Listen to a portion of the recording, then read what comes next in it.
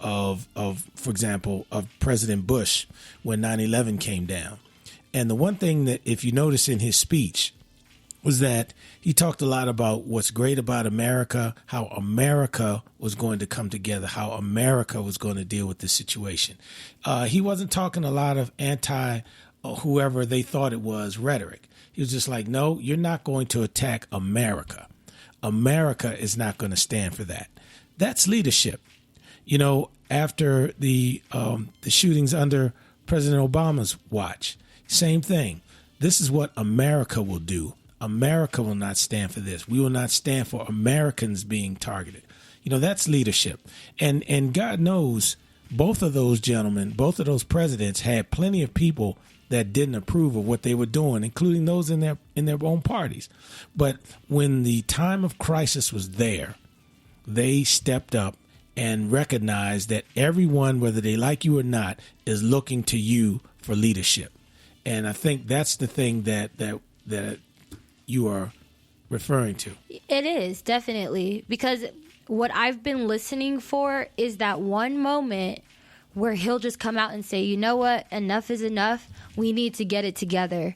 Democrats, Republicans, doesn't matter. We need to get it together. He has yet to do something like that. That one statement would make an impact, and we have yet to see it. And why is that so hard?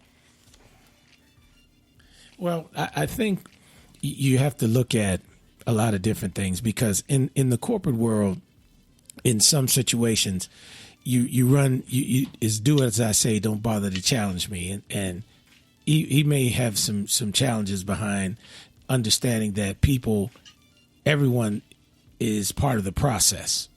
And that may be one of the challenges that he's having.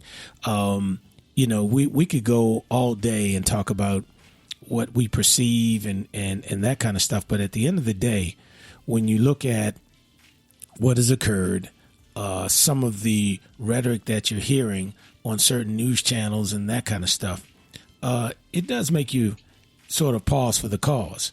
And what I'm hoping is that at some point an adult will get in the room and they will figure out a way to bring everyone together. He might not be up for that challenge, unfortunately. It may take the Speaker of the House. It may take Mitch McConnell. It may take whoever to make that happen, but it has to happen. There's no way that if these things keep happening and you have such a divide that it'll ever get better. In fact, it'll probably get worse. So why can't there be a situation where everybody can kind of sit down, like the president? Like, I just think that something should be taking place in the form of just kind of like an open forum. Why can't there be a platform where the president can just sit? There'll be some Republicans, there'll be some Democrats, there'll be some people for gun laws and against gun laws, just all sitting together, talking it out in front of the public and trying to come down to some sort of middle ground. Why hasn't a solution kind of like, I don't expect things to be fixed overnight, but it just seems like there can be something done just to show a little bit of unity, just to show that the discussion is open. You don't have to agree with each other, but I just think that all this back and forth, and, I watch different news outlets, and I'm not going to express my views, but Fox is so far right and CNN is so far left. Like, I just don't understand why there hasn't been a moment where everybody can just try to come to some middle ground, because obviously all these different news sources floating around because they like things and they don't like things is not benefiting the public in any way. Right. So why isn't there some sort of middle ground? Well, and that's what I've been saying. There has to be some type of middle ground if you're going to make some movement. For example, every relationship, whether you're boyfriend, girlfriend, husband and wife, there has to be compromise. Everybody knows that. when you're negotiating in business, there has to be some compromise. You get a little bit, I get a little bit. We didn't necessarily get all that we wanted, but we did something. And normally, that's the way you try to make it happen. But right now, everyone appears to be so dug in that they're not willing to do that. Now, the concern is, while everyone's digging out, you still have idiots like this that are going out shooting up malls and schools and churches and that kind of stuff because they are on the extreme points of whether it's a left issue or a right issue. And that's the thing that the leaders have to get a hold of because, again, this is America. You have to solve this for the good of the country, not because it's going to give you a few more votes or it's going to, let you stay in office another 6 months. You have to do what's right for the country. And I think at this point, I don't think you'd have a disagreement for many people that when I go out to Walmart, I don't want to be shot. Right. And that's what I'm saying. Like, this should be a moment. I mean, I'm not even saying this because we've had many tragedies before this, but this should be one of those things where it does not matter who you like and who you don't. One common ground is that we don't want to be in a position where we can be harmed doing everyday things. That's ridiculous. Mm-hmm. And I tell you, I want to. We're already starting to get some comments, and we got a comment from Phil that said, this is a hot international issue. Is it really only about guns? It was not a gun used in Charlottesville. He used a car. That's a great point, Phil. That is true. That's a great point. I wonder if the way we feel today is the way people felt in Germany in 1935. Think of the poem, and then they came for me. Wow. Facts. That's facts. That's an excellent point. Excellent point. And and again, what was the motivation that made that young man jump in the car and run those people over like that? So he used that car. He had a 3,500-pound weapon and ran those people over and killed that young lady. Mm-hmm. And so again, when you look at this issue, you have to say at some point, when will the grown-ups enter the room? And let's start having some discussions. Because think about this, Ambezi. Now, you had 9 dead in 32 seconds in Dayton. 9 people killed in 32 seconds. The police did a phenomenal job in Dayton. They did outstanding, and they did an outstanding job in El Paso. Because clearing a mall with that many people and people are frantic and you're trying to find the bad guy, they both departments did an amazing job, and they deserve all the kudos that are coming their way. But again, 9 people dead in 32 seconds, 26 injured in Dayton, 22 killed at the Walmart, and 24 injured. Now, let's take it back a year ago or a year and a half ago to Las Vegas, where you had 58 killed and 422 injured.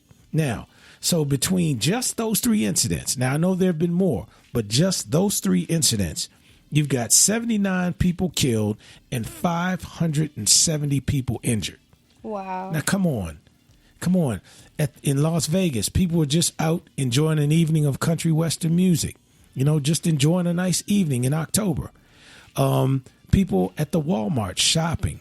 Getting ready, like you said, back to school glue and the ink pens and all the other things you're doing at back to school time. In Dayton, people out at a nightclub, just enjoying, the atmosphere of the club. We can go to Mother Emanuel in South Carolina in Bible study. Come on, in Bible study. So you can't go to Bible study, you can't go to school, you can't go to Walmart, and you can't go to a party without worrying about being shot. Come on, we're better than that. That's ridiculous.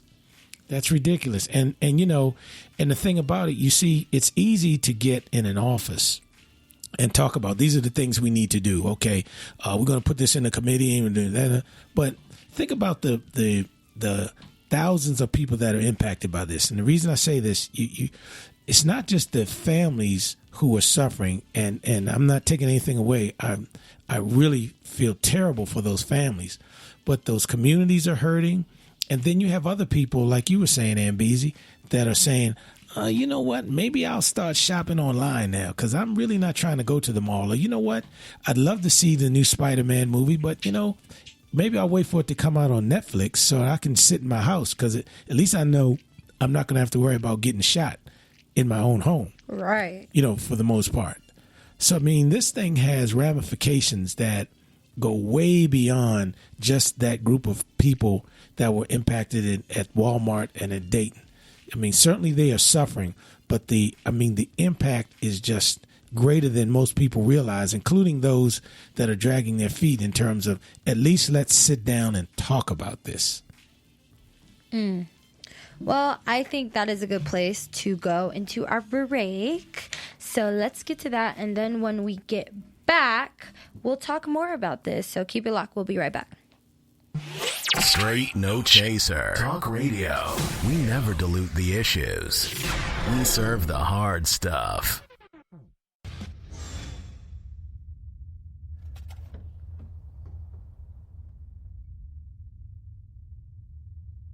What are you doing? I guess I'm a... Hey... Are you drunk? No, I had a couple, but I'm fine. My family is in there. Hey, look, You've killed us. What have you done? Look, I'm really...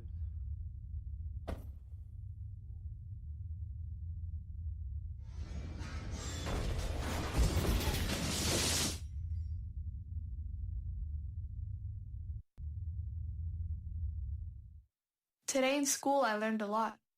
In chemistry, I learned that no one likes me. In English, I learned that I'm disgusting. And in physics, I learned that I'm a loser. Today in school, I learned that I'm ugly and useless. And in gym, I learned that I'm pathetic and a joke. In history, I learned that I'm trash. Today in school, I learned that I have no friends. In English, I learned that I make people sick. And at lunch, I learned that I sit on my own because I smell. In chemistry, I learned that no one likes me. In biology, I learned that I'm fat and stupid. And in math, I learned that I'm trash. The only thing I didn't learn in school today... The only thing I didn't learn today... The only thing I didn't learn... is why no one ever helps. Kids witness bullying every day. They want to help, but they don't know how. Teach them how to stop bullying and be more than a bystander at stopbullying.gov. A message from the Ad Council. Do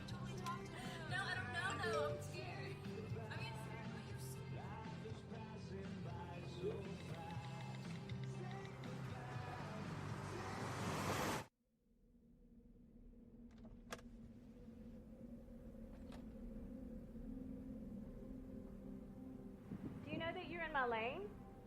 No, not at all. Are you not paying attention? Are you texting? I was just checking in with my mom. I was telling her that I thought we'd be home by 6. It's okay. There's enough time. Just pay attention. I'm not even halfway through my text. There's no way. I'm not even going to look up. My babies are in the car. You have to pay attention. It's just supposed to be a quick text. I'm so sorry.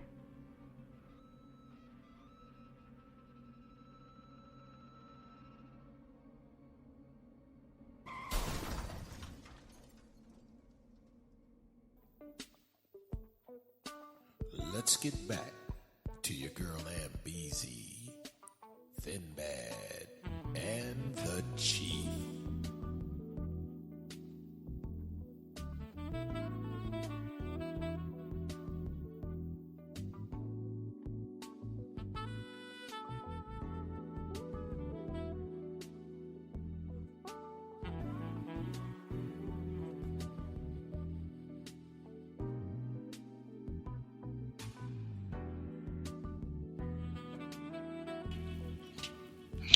Hello, welcome back. This is Thin Bad, and that's something else going on. But what is that? How you, if you all just joining us? You okay there, brother